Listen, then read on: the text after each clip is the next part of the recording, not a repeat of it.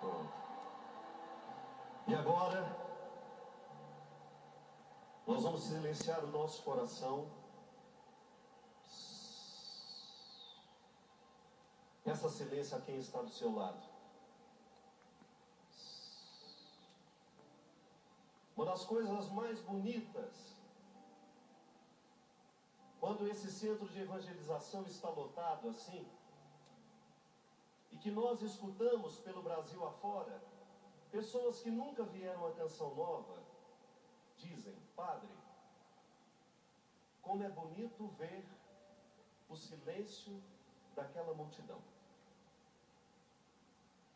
Como é bonito a gente ver que as pessoas estão ali, desejosas de ouvirem o que Deus tem a dizer.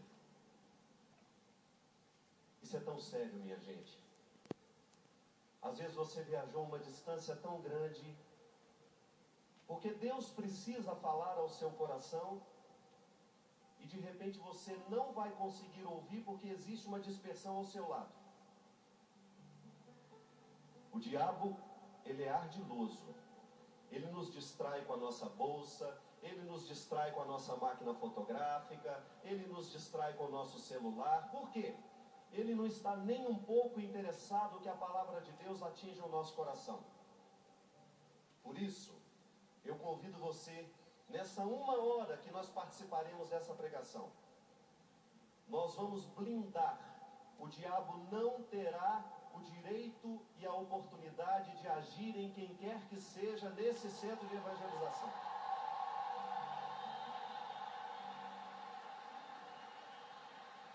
Por isso que você que estava no corredor em pé, a gente pediu tanto que você se sentasse, porque você prejudica quem está do lado.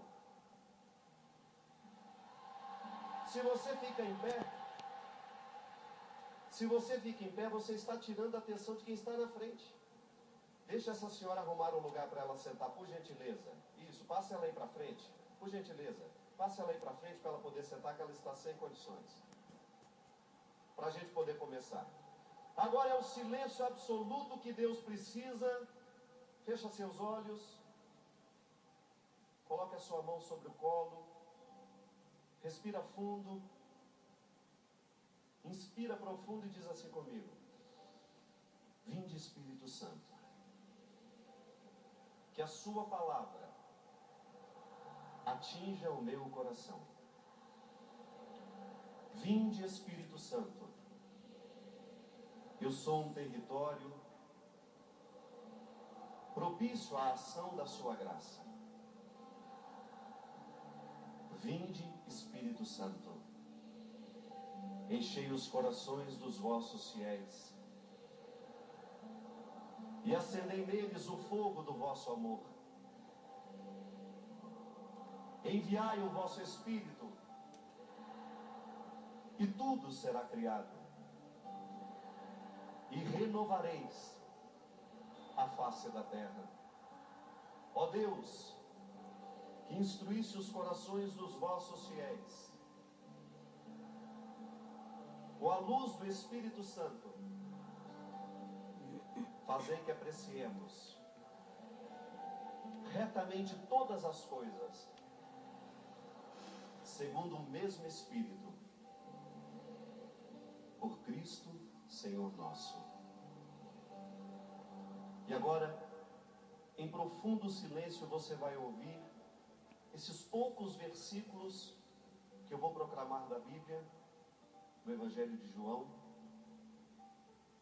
E você vai permitir que essa palavra caia no seu coração, para que logo em seguida, na reflexão que nós fizermos destes versículos, Deus possa agir na nossa vida. Eis o meu mandamento: amai-vos uns aos outros como eu vos amei. Ninguém tem maior amor do que aquele que dá a vida por aqueles que ama. Vós sois meus amigos, se fizerdes o que eu vos mando. Já não vos chamo servos, porque o servo permanece na ignorância do que faz o seu senhor. Chamo-vos amigos, porque tudo o que o vi junto de meu Pai, eu vos dei a oportunidade de conhecer. Palavra da nossa salvação. As palavras do Santo Evangelho, perdoe os nossos pecados. Veja que revolução que Jesus faz na relação que o povo tinha com Deus. O povo se interpretava servos do Altíssimo. Nós estamos aqui para servir da mesma maneira como um funcionário se empenha para servir o seu patrão. Existe um valor nisso? Existe um valor, é claro que existe. O serviço que nós prestamos ao outro é uma maneira que nós temos de demonstrar a nossa competência, é uma maneira que nós temos de demonstrar a nossa diligência, aquilo que a gente aprendeu ao longo da vida. Então é um prazer cozinhar aquilo que a gente sabe cozinhar, para que o outro se alimente de maneira saudável, para que o outro prove o sabor do que nós sabemos fazer. Você vai ao médico, você é beneficiado pelo que ele conhece da medicina, ele está lhe prestando um serviço, você paga pela consulta, você vai embora feliz porque você vai cuidar da sua saúde, um pouco mais informado a respeito do que você precisa saber. É uma relação interessante também. Mas Jesus acredita e nos ensina que na nossa relação com Deus é preciso um pouco mais do que o serviço. É preciso ir além, é preciso a gente dar um passo na direção de uma outra forma de ser, que não é apenas a prestação de um serviço que eu realizo, é muito mais. É como se Jesus nos ensinasse que se a gente não coloca alma naquilo que a gente faz, se a gente não coloca espírito naquilo que a gente faz, o nosso serviço não é capaz de tocar as extremidades. Ele fica só no miolinho. Ele não consegue abranger a nossa totalidade. Ele não consegue fazer com que todo o nosso ser esteja envolvido nos braços. Sabe, o serviço muitas vezes nós realizamos com as pernas, com os braços. O culto religioso também era uma dimensão física, de homens que se prostram diante do altar. Nós temos ritos onde o corpo se prostra, o corpo ajoelha, o corpo fica em pé, levanta os braços.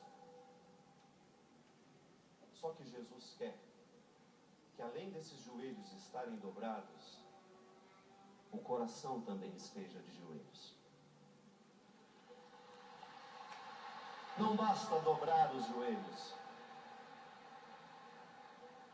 Ele nos ensina que o nosso amor a Deus precisa recrutar a totalidade da nossa vida, a totalidade do que somos, porque nós não somos apenas servos.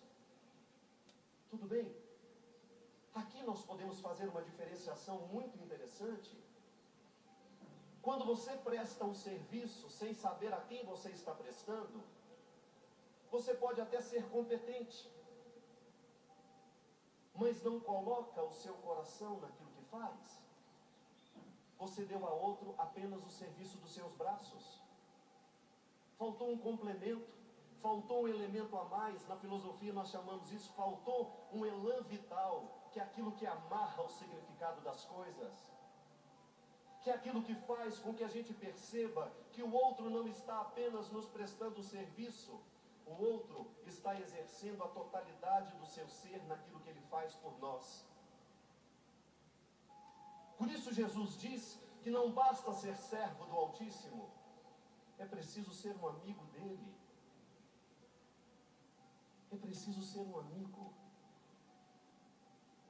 Padre Leão Deon, o homem que fundou a minha congregação, hoje eu não pertenço a ela, mas eu jamais vou retirar o que a congregação dos padres do Sagrado Coração de Jesus semeou em mim. Eu sou um filho do coração de Jesus. Eu não tenho como renunciar tudo aquilo que maravilhosamente me foi oferecido através da minha formação, através dos padres que participaram da minha vida. Esse homem disse uma coisa maravilhosa. Ele disse assim: Deus não pode fazer absolutamente nada com as nossas obras se antes Ele não possuir o nosso coração.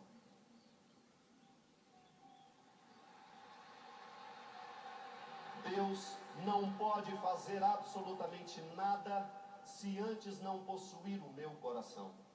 Diga isso comigo.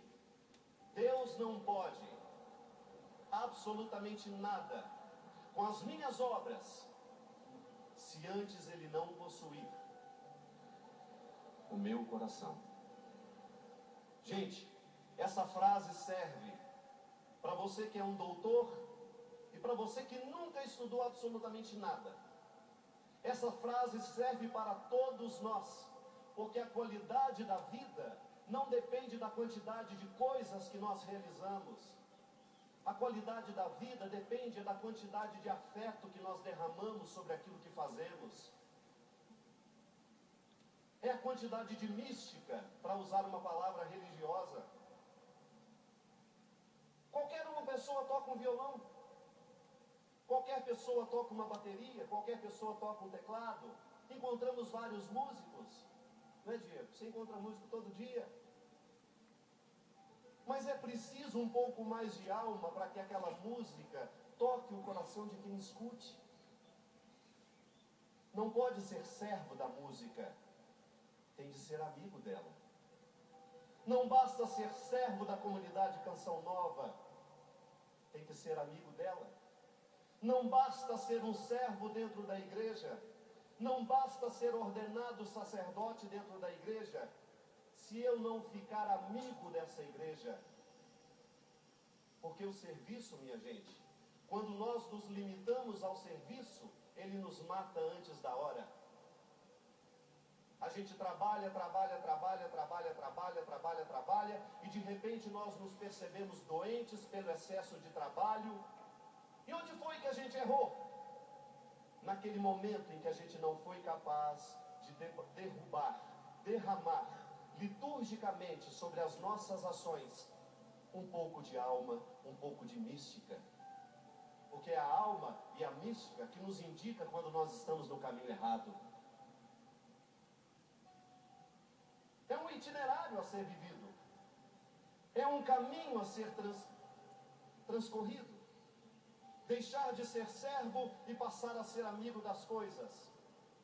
Na sua casa você precisa fazer esse exercício o tempo todo. Você como pai, você não tem como se livrar do serviço da sua paternidade. Você como marido, você tem uma série de serviços que você precisa cumprir como marido, como irmão, como amigo. Mas o que nos faz ficar juntos até o fim não é o serviço que nós realizamos, minha gente. É a amizade que por acaso a gente constrói no momento em que a gente serve. Aquele vínculo silencioso que nós vamos reconhecendo estar sendo construído toda vez que nós amamos alguém. Toda vez que nós amamos alguém, um vínculo silencioso está construído. E é maravilhoso a gente se deparar diante desse evangelho que não tem meia palavra para nos dizer isso. Que o verdadeiro cristão é aquele que, ao fazer a experiência de um Deus misericordioso, descobre na oportunidade de ser quem é, amigo da vida das pessoas, amigo de Deus. O verdadeiro cristão é aquele que descobre, no ofício que lhe cabe, a oportunidade de dar a vida pelos seus amigos. E veja bem, eu não estou falando de amizade, desses amigos que a gente leva para dentro de casa, não. Eu estou falando desse vínculo que a vida nos proporciona, que você pode ser amigo até daquele que você nunca viu na sua vida. Porque enquanto os ateus são capazes de reconhecer a dignidade do outro, se eu fosse um homem ateu, e eu me deparasse com a Tânia, com o Eto, com a Luzia, com o Gilberto, por obrigação, Gilberto, eu tenho que reconhecer a sua dignidade. Por obrigação ética, moral, eu não devo atentar contra a sua vida. O ateu precisa observar isso. Todo cidadão de bem precisa orientar-se por essa premissa. Eu não tenho direito de lhe maltratar, eu não tenho direito de lhe humilhar. Só que tem um detalhe: eu não sou um cidadão comum. Você não é um cidadão comum. Para nós, não basta respeitar o limiar da dignidade humana. Eu, como cristão, e não fui obrigado a isso, porque eu sou consciente, eu escolhi ser cristão, eu sou convidado, meu amigo, é amar você. Não é só lhe respeitar a dignidade.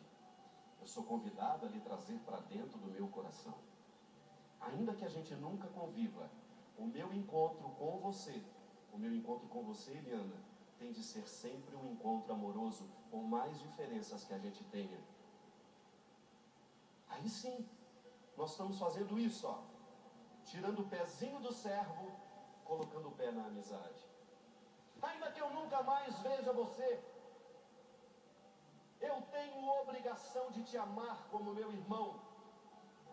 Ainda que eu nunca entre na sua casa, que eu nunca conheça a sua intimidade, eu, por dever cristão, eu sou convidado a ser o seu irmão, a ser o seu amigo. Ainda que você seja uma prostituta, ainda que você seja um homossexual lá na ponta da Dutra, travestido de mulher, eu tenho que enxergar em você um irmão que merece ser amado por mim. Ainda que eu te veja na delegacia, pagando pelo crime que você cometeu, eu não tenho o direito de dizer: você não é meu irmão por causa do pecado que você cometeu. Você não é o meu irmão por causa da maldade que você fez. Você não é meu irmão por causa da escolha sexual diferente da minha que você fez. Você não tem o direito de dizer isso em hipótese alguma. Porque se o ateu luta pela dignidade dos homossexuais, nós vamos lutar por um pouco mais. Nós vamos lutar pelo amor cristão que nós precisamos ter por eles. Se os bandidos estão precisando de serem reconhecidos na sua dignidade, nós cristãos temos que sair da antessala que nos dá o direito de viver só a dignidade humana.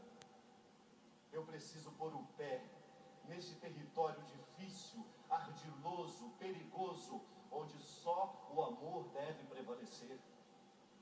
Ah, padre, mas o senhor está falando uma coisa muito difícil, eu não dou conta disso não. Vai tomar um sorvetinho de creme, então? É macio, geladinho, docinho. Ah, eu não dou conta desse sacrifício, então isso é demais para mim. Pode ir embora. Tem alguém te amarrando na cruz? Tem alguém te amarrando no Calvário? Tem alguém te amarrando, Salete? No cristianismo? Você está amarrado ao cristianismo? Você está, meu amigo? Não. Nós estamos nessa condição de vida porque nós descobrimos o benefício de ser assim. E o mais estranho, minha gente, é um benefício que parece que nos gera prejuízo toda hora. Mas que satisfação a gente tem. Ao erguer o santuário do Pai das Misericórdias, a Canção Nova está querendo dizer que aqui, neste território, venha quem quiser. Venha quem quiser.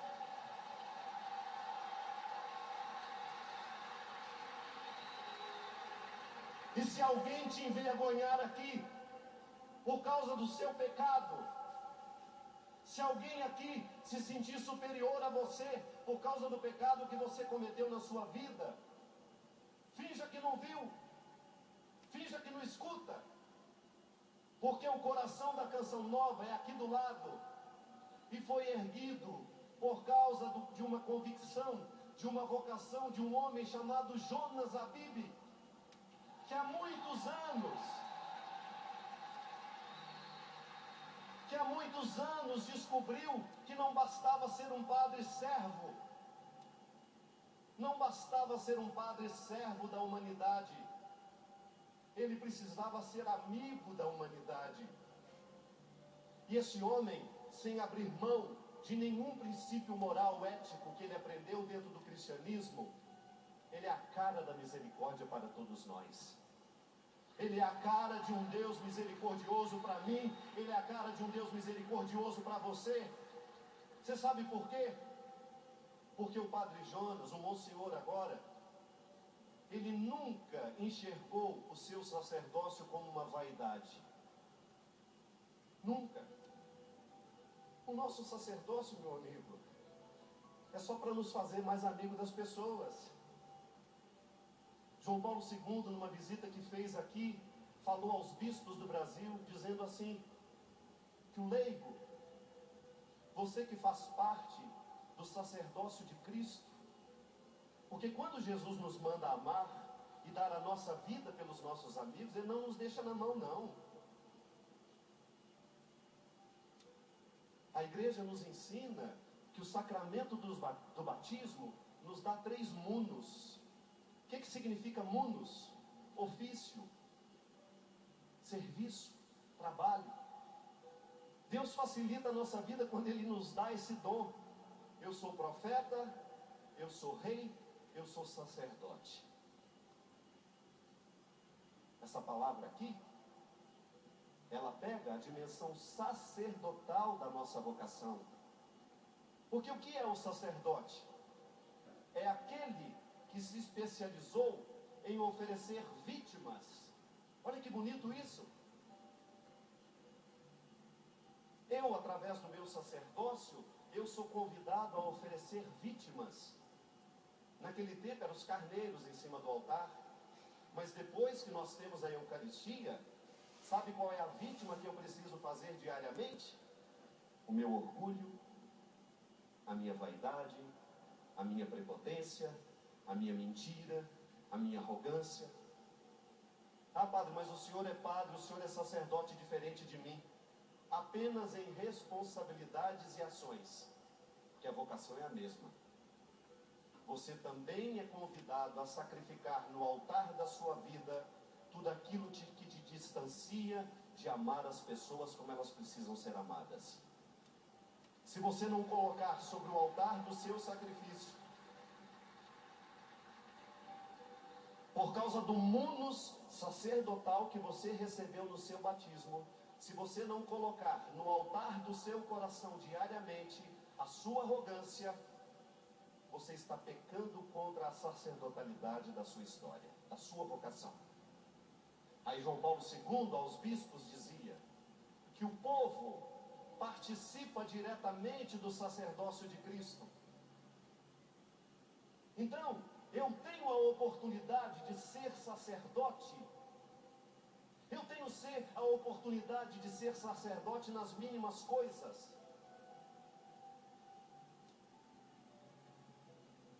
Eu tenho a oportunidade de colocar sobre o altar da minha vida tudo aquilo que em mim precisa ser sacrificado para que eu não fique distante dos meus irmãos. Minha gente, em Mateus 25, quando Jesus está falando do fim dos tempos, quando ele faz ali um breve relato de quem entra no céu, de quem vai para o inferno, ele elenca apenas atitudes amorosas. Estive doente e me visitaste. Tive fome, me deste de comer. Tive frio, me deste o que vestir. Estava preso, me visitaste.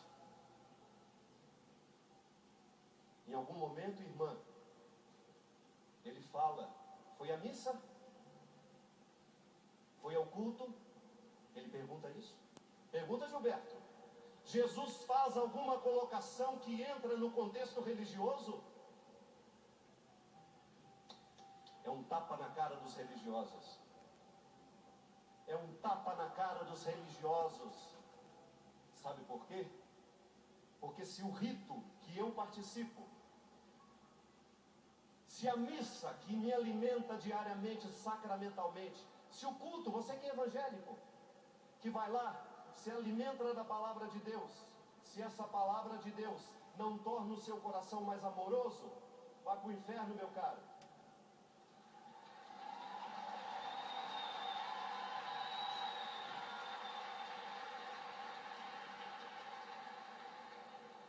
Aí você chega lá com aquela planilha, 4.826 missas participadas, Senhor. Olha que beleza. Olha que beleza que eu sou. Aí ele deve pensar, e o tanto que essa missa aí te fez amoroso? E o tanto que essa missa fez jogar no chão a sua arrogância? Participei de 30.000 cultos. Sou um recorde lá. Meu pastor me deu até medalha de honra. Sim. E o que nasceu desses 30.000 cultos participados? Um caráter cristão? Nasceu um coração que é capaz de dar a vida pelo seu irmão?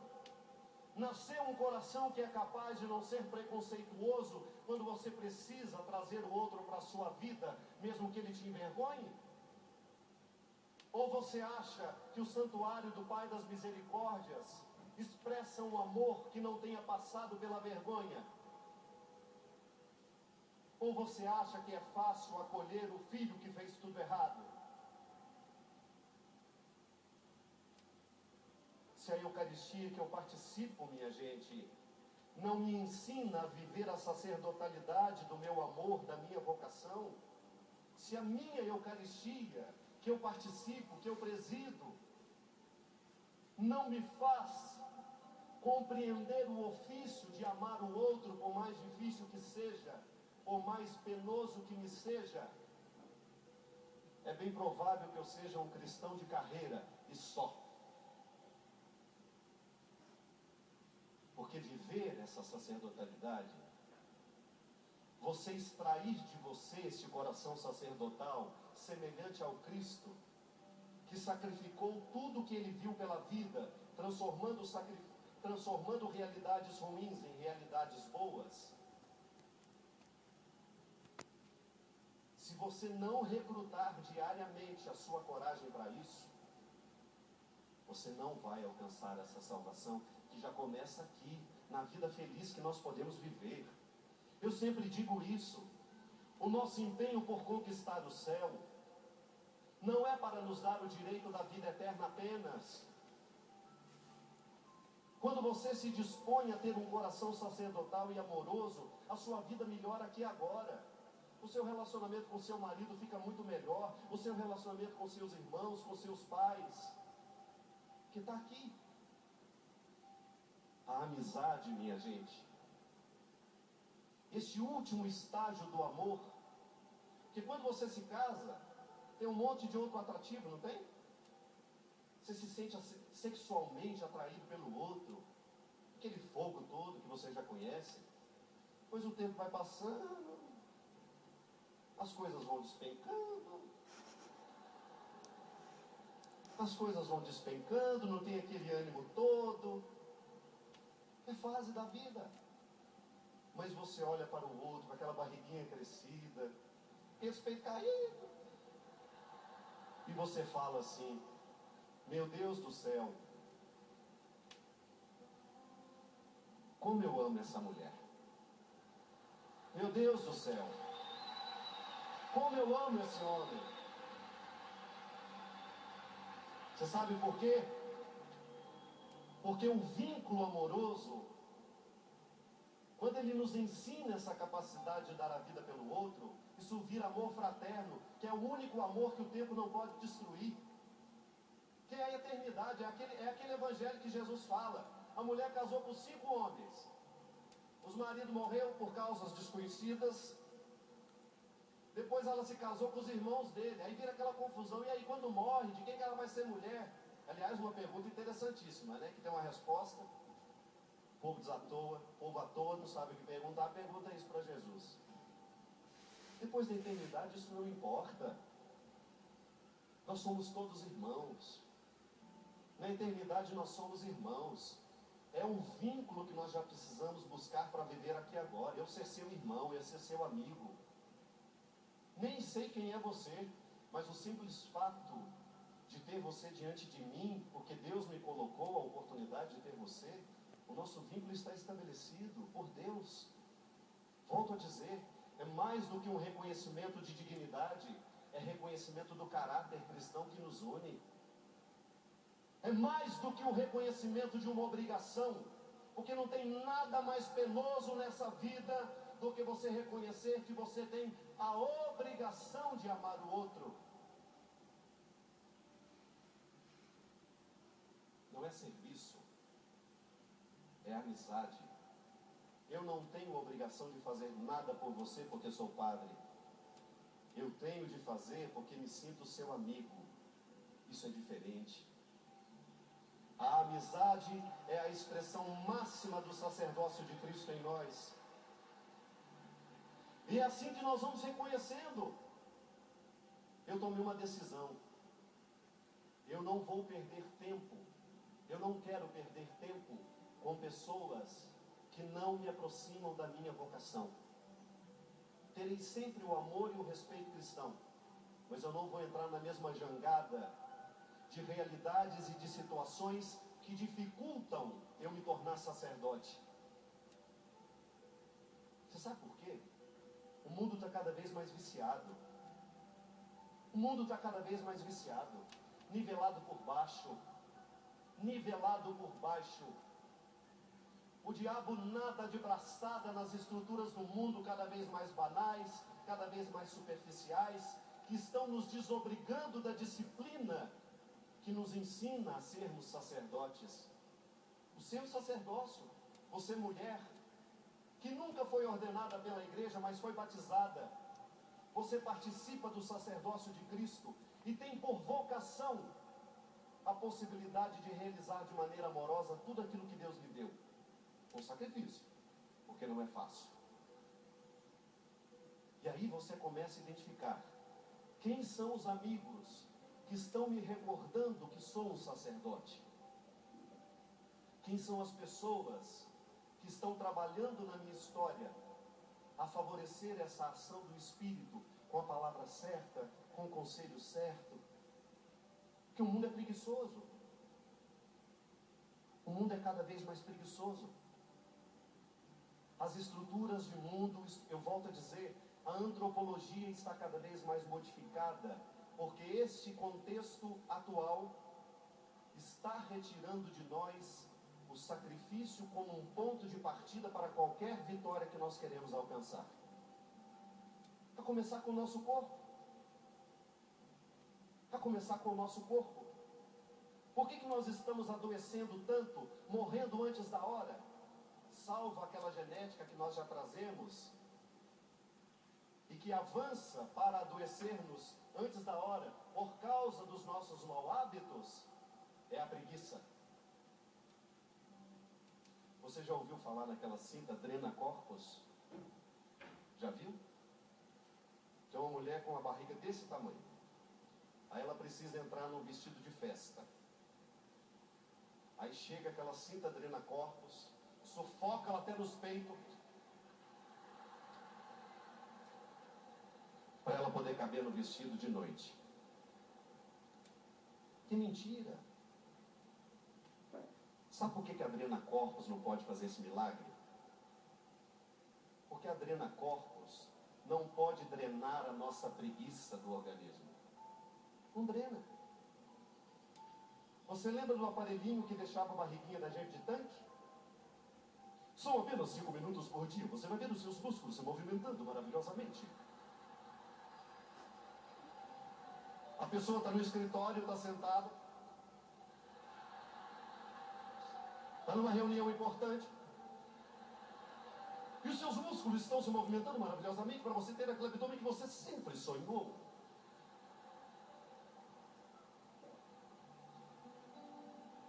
Aí a gente compra. Vamos aqui para mim, Salete. A gente compra. Soltou aqui, ó. Na hora que eu fiz o barulho da Drena Corpus, soltou meu negócio. Pronto.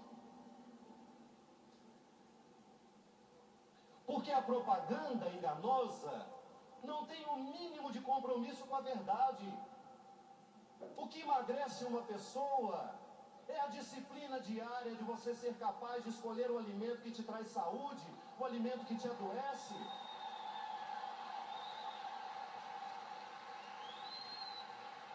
Não existe maneira milagrosa de você se livrar dos seus excessos.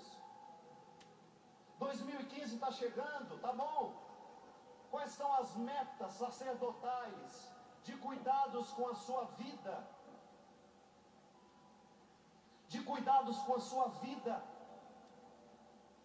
Gente, vir aqui dar esse grito de hosana, proclamar a misericórdia, o amor de Deus sobre a nossa vida, sobre o nosso coração, isso é muito comprometedor. Eu volto a dizer, ninguém me obrigou a ser cristão, ninguém lhe obrigou a ser cristão. Agora, se você quer ser um discípulo de Jesus, prepare-se para colocar sobre o altar da sua vida tudo aquilo que precisa ser sacrificado, que está te matando aos poucos. A nossa juventude sendo ceifada pela droga, a nossa juventude sendo ceifada pelo álcool, os nossos filhos. Sabe por quê? Porque às vezes falta um amigo sacerdote. Não estou falando de mim, não. Eu não estou falando do meu sacerdócio. Eu estou falando do sacerdócio dos fiéis, daquele que nos conscientiza de que eu sou responsável pela salvação da sua vida, Márcio. Meu irmão, eu sou responsável pela salvação da sua vida. Se eu perceber como seu amigo que o diabo está te rondando para te derrubar, é meu papel como seu irmão, como seu amigo. Eu sou o zelador da sacralidade do outro. Falta sacerdote. Os nossos filhos não têm amigos sacerdotes. Aquele que salva, aquele amigo que salva, aquele amigo que é capaz de dar a vida por ele, que vai até o fim, que vai lá nas estruturas que nos envergonham e dizem: eu vim aqui tirar você porque você não nasceu para isso.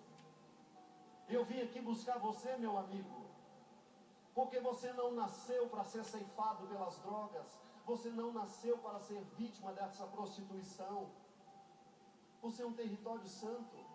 E eu preciso lhe ajudar a viver a sacralidade desse território. Amigo é aquele que é capaz de dar a vida pelo outro. Volto a dizer, o Monsenhor é o homem que é, porque ele não desperdiçou um minuto sequer da sua vida servindo a ele mesmo. Esse homem resolveu ser amigo da humanidade. Esse homem resolveu dar a vida pelas suas ovelhas. Como você, doutor. Doutor Vitor, doutora Gisela, doutor Roque. Cheio de médico aqui hoje, doutor Cláudio, Lívia. No exercício da medicina de vocês, vocês oferecem muito mais que serviço ao outro. É tão bonito quando a gente vê um paciente entendendo o que tem. O médico não apenas faz uma receita sem olhar nos olhos do receitado. O médico faz uma receita olhando nos olhos, dizendo: a senhora tem isso, mas nós vamos tomar esse medicamento. Ele foi capaz de amar aquele paciente naquela hora. Ele foi capaz de ser sacerdote para ele naquele momento. Ele foi capaz de ser uma presença amiga. Faz a diferença ou não faz? Você gosta de médico que não olha nos seus olhos? Você gosta de médico que acha que você é um número? Você quer um médico amigo? E você? Você é amigo daqueles que passam pela sua vida? Você quer um médico amigo? Ser um advogado amigo? Quem você é? Nós já estamos conseguindo viver a sacerdotalidade da nossa vocação, a dimensão sacerdotal do seu batismo, quando você tem a oportunidade de passar pela vida do outro e provocar um verdadeiro milagre, pelo simples fato de você ter chegado, ter vivido ao lado de alguém um momento difícil da sua história. Hoje, antes de vir para cá, eu abraçava o meu amigo Deda, que ele não é o meu funcionário, ele é meu amigo. Dedas sepultou a mulher dele há um mês atrás. Dr. Roque ajudou, doutora Gisela conheceu. A Cléo foi embora antes do tempo, antes da hora, não sabemos porquê. Eles não tinham filhos. 27 anos ao lado um do outro, minha gente. E hoje, antes de vir para cá, ele me abraçou, ele chorou, ele falou assim: padre, eu não perdi só uma pessoa. Tanta gente morreu naquela mulher. Tanta gente morreu naquela mulher, padre. Eu estava pensando, ele disse, morreu minha mulher, morreu minha mãe, morreu minha irmã. Às vezes a Cléo era o meu pai, padre. Tem muita gente que morre numa só, minha gente. Quando o amor acontece, nós viramos uma multidão. Quando o outro vai embora, é muito mais do que o pai dos meus filhos que foi. Quando a outra vai embora, é muito mais do que a mãe dos meus filhos que se foi. É uma multidão que morava dentro de mim. Porque o amor fraterno, aquele que nos dá condições de dar a vida pelos nossos amigos, ele nos torna plural. E aí você olha para aquela pessoa, você não tem ideia de quantas pessoas ela é na sua vida. Quantos morrem naquele que morre? Quantos vão embora naquele que foi sepultado? Não se pode medir. Você sabe disso? Você que já precisou sepultar uma pessoa que você amava, você sabe quantas pessoas morreram naquela pessoa? Não cabe nos dedos da mão. Porque quando nós somos capazes de dar a nossa vida por alguém, a gente sai do senso comum. Você ultrapassa o território da superficialidade e você se sente grande. É por isso que o amor cristão, ao nos colocar na perspectiva do sacrifício, ele nos liberta de todos os nossos egoísmos. E você se sente grande sendo humilde. É tão fácil a gente se sentir grande quando nós estamos no topo. É fácil, a gente fica até arrogante. Por causa do dinheiro que você tem, por causa da faculdade que você fez, por causa do curso que você fez, por causa do sucesso que você faz. Que bobagem! O ser humano fica grande não é na hora que ele alcança grandes metas, não. É na hora que no miudinho da vida, ele entra dentro de casa e ele encontra umas pessoas que, se retirarem de nós, fica tudo sem sentido. Sucesso é isso, é você amar seu filho. Sucesso é isso, é você saber que no seu coração o seu filho é eterno. Sucesso é isso, não é aparecer na televisão, não é na capa das revistas, é você olhar para os amigos que você tem e dizer: os meus amigos são verdadeiros sacerdotes na minha história, porque eles são capazes de dar a vida por mim.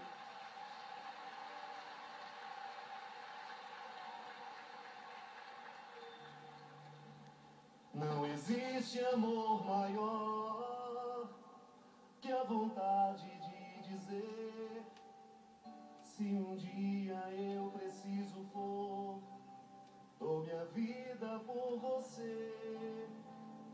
Não existe amor maior que a coragem de dizer que um dia, se preciso for, dou minha vida por você. Amigo, a gente guarda, mesmo que haja falhas. Quando Deus constrói um laço, o amor jamais apaga. Eu te levo no meu peito, por amor ou por direito. Mesmo que você jamais saiba o preço desse amor, não existe amor maior que a vontade de dizer, coragem, e um dia, se preciso for, dou minha vida por você.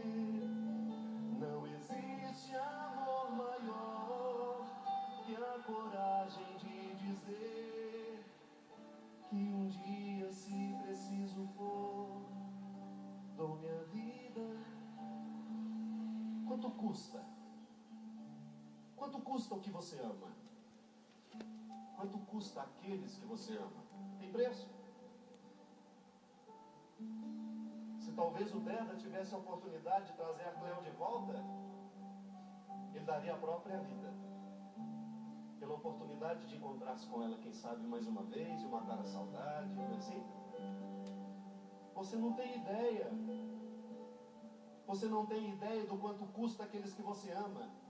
É que às vezes a gente, por causa do jeito que vive, porque não somos sacerdotes no nosso jeito de amar, a gente vive sem perceber a importância.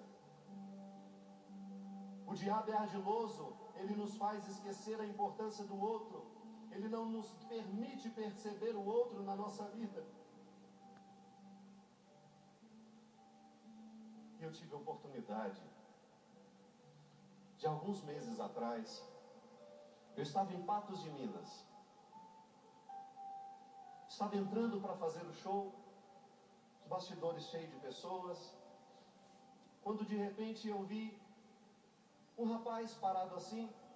O Chiquinho falou para mim assim: padre, queria que o senhor desse apenas uma bênção desse rapaz. Só que quando eu olhei para ele, eu vi que aquele rapaz não estava precisando só de uma bênção. A expressão de dor, minha gente, era tão grande. Eu falei para ele assim: o que está acontecendo? E ele, muito desconcertado, falou para mim assim: é que eles pediram para a gente não contar, padre. Como assim? E mais atrás estava uma menina ainda mais acuada, nessa posição aqui, que não me olhava direito. E aí, ele me falou assim: padre, a nossa menina, Carol, 2 anos, né? 1 ano e 2 meses, foi sepultada ontem, porque ela morreu afogada na nossa piscina. Vocês se lembram da história que eu contei aqui durante a missa? Que há tanto tempo eu não vi uma dor lancinante como eu via naquele rapaz, como eu via naquela mulher. E o mais bonito, minha gente, conversei com eles ali, dei uma bênção, me comprometi a continuar acompanhando, encontrando-me com eles. Mas a maior bênção foi quando, lá naquele show que estava acontecendo, eu resolvi contar para aquele povo que estava lá, uma multidão reunida naquele dia em Patos de Minas. Eu disse assim: se vocês me permitem, hoje eu quero que o meu sacerdócio seja dedicado de maneira muito especial a um casal que está aqui neste canto. E eu contei o que havia acontecido. Quando naturalmente aquela multidão se voltou toda na direção daquele palco, estendeu os braços de maneira amorosa e sacerdotal, sem que eu pedisse, e rezou para aquele casal que estava ali. E rezou por aquele casal.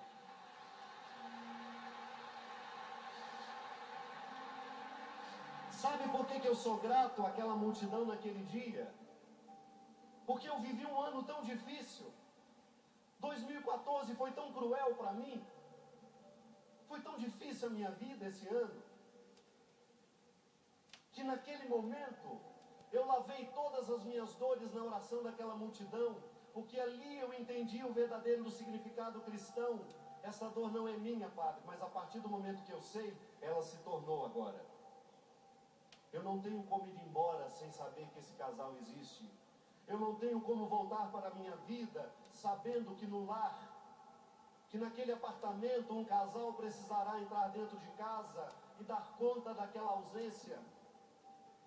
Eu não tenho como voltar para a minha casa compreendendo a minha dor do mesmo jeito. Eu volto de maneira sacerdotal, com essa vida nas minhas mãos. Essa vida agora é minha. Aí, vocês não podem imaginar o que aconteceu no coração do Márcio e o que aconteceu no coração da Renata naquele momento. Eles disseram para mim que a dor continua, mas que naquele momento uma chuva de graças, que era a música que nós cantávamos naquela hora, foi derramada de maneira tão poderosa na vida deles, que é como se Deus estivesse sendo amigo deles, através daquela multidão e através do meu sacerdócio. Ali eu entendi o refrão de hoje.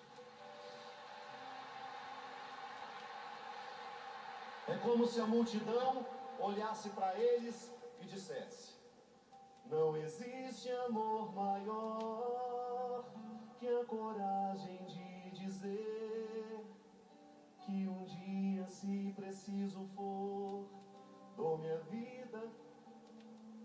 Mais uma vez, não existe amor que a coragem dizer que um dia, se preciso for, dou minha vida por você. E sabe por que esse casamento não acabou? Porque você sabe que quando um casal perde um filho, que existe uma possibilidade muito grande do casal se romper, por causa da própria diferença de interpretar a dor um do outro. Mas vocês não sabem o que Deus estava programando para eles. Vem aqui, Renata. Vem aqui, Márcio.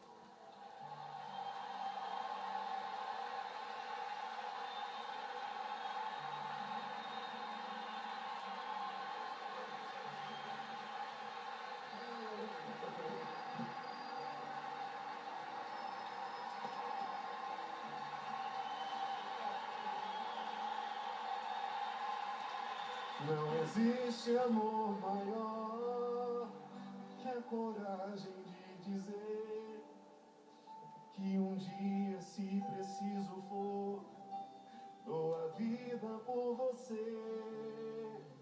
Não existe amor maior que a coragem de dizer que um dia, se preciso for, dou minha vida por você. Não existe amor maior que a coragem de dizer, se preciso for, dou minha vida por você. Quem é que está vindo? Quem é que vai chegar? Ana Cecília. Fiquei grávida um mês depois.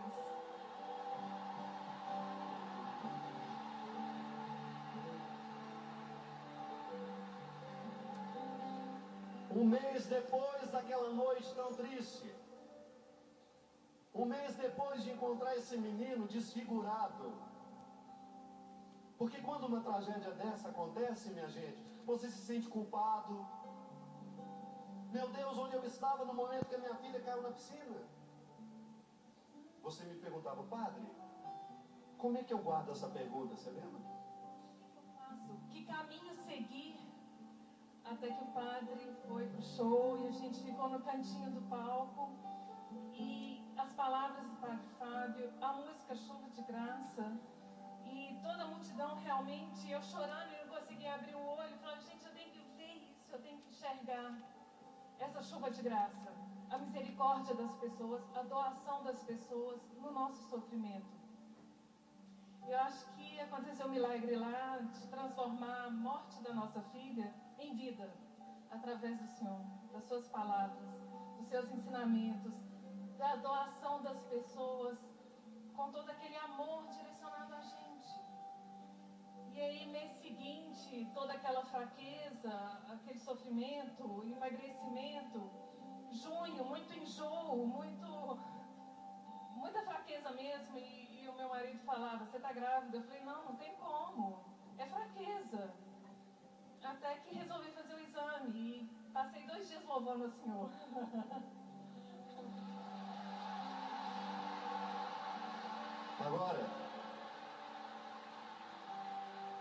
Agora,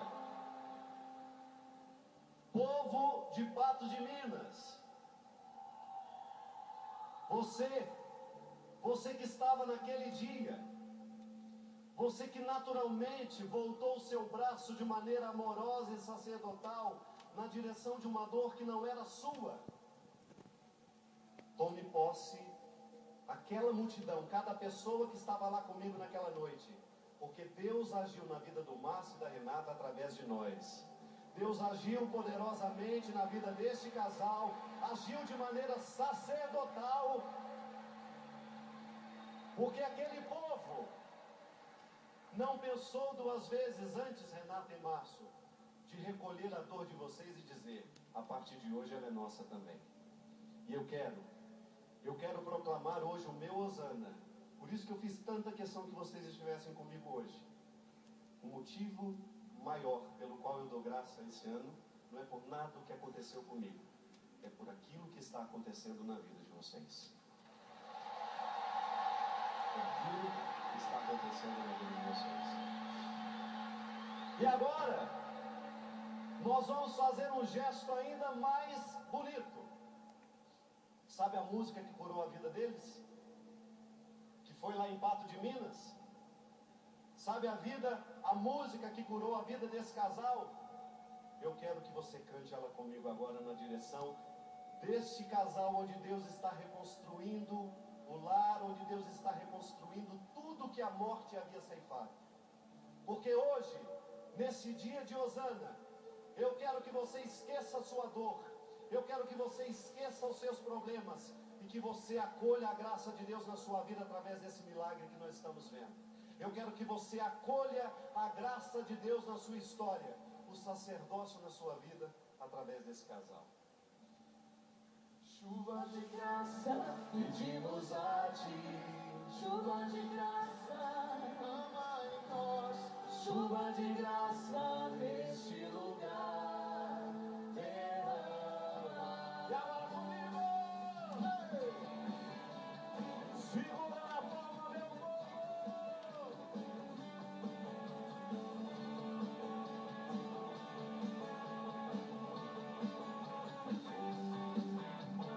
Há uma chuva de graça aqui, está chovendo sobre todos nós, e quem vai se pegar, vai se molhará. Água semente pra terminar, e muitos frutos a se produzir, na terra do coração, derrama tua graça. Chuva de graça, pedimos a ti. Chuva de graça, derrama em nós. Chuva de graça nesse lugar. Chuva de graça, pedimos a ti. Chuva de graça, derrama em nós. Chuva de graça nesse lugar.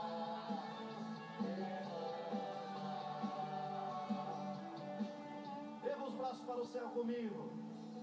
Se Deus realizou essa graça na vida da Renata e do Márcio, pode acontecer na sua também. Hoje Deus quer devolver a sacerdotalidade do nosso coração.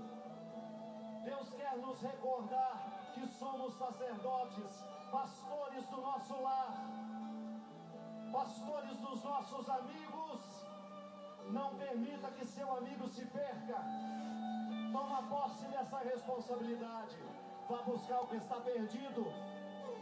Vá resgatar o que está necessitado da sua presença. Peça que Deus hoje venha munir o seu coração com o sacerdócio de Cristo. Você não é sacerdote por si mesmo. Você é sacerdote no Cristo. Peça essa graça na sua vida. Só vocês, bem bonito. Chuva de graça.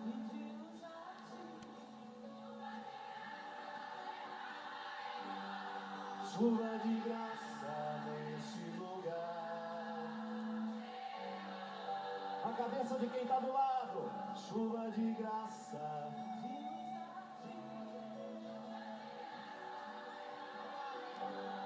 Chuva de graça.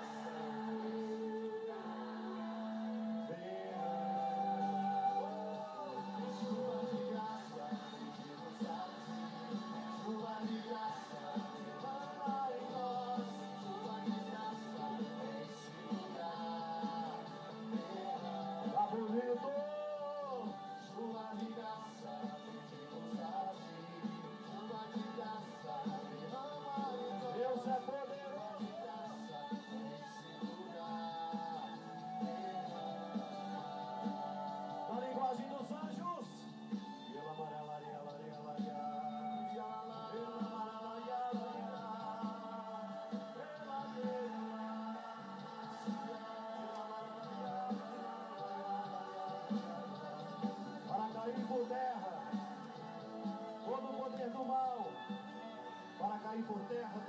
poder do inimigo de Deus na sua vida, para cair por terra todo o poder do inimigo na sua história, para que Deus resgate o seu coração sacerdotal, para que Deus resgate a sua família.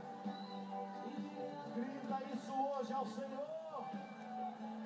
Vitória! Chuva de graça, chuva de graça, derrama em nós, chuva de graça nesse lugar. Chuva de graça, chuva de graça, derrama em nós, chuva de graça nesse lugar. Mais uma vez, chuva de graça, pedimos a ti, chuva de graça, derrama em nós, chuva de graça nesse lugar. Chuva de graça, a ti, chuva de graça.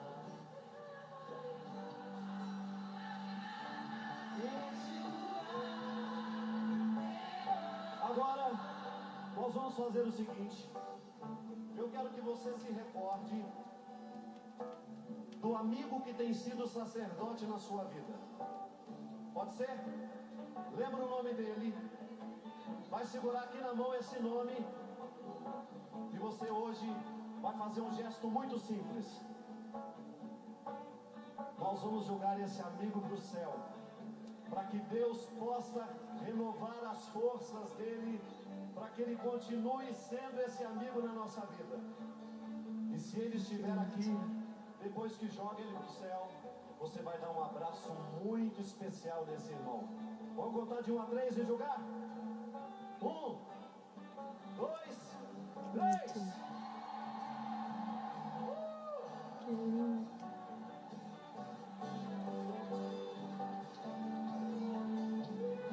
Peça mais uma vez sobre seu irmão, seu amigo. Cante. Chuva de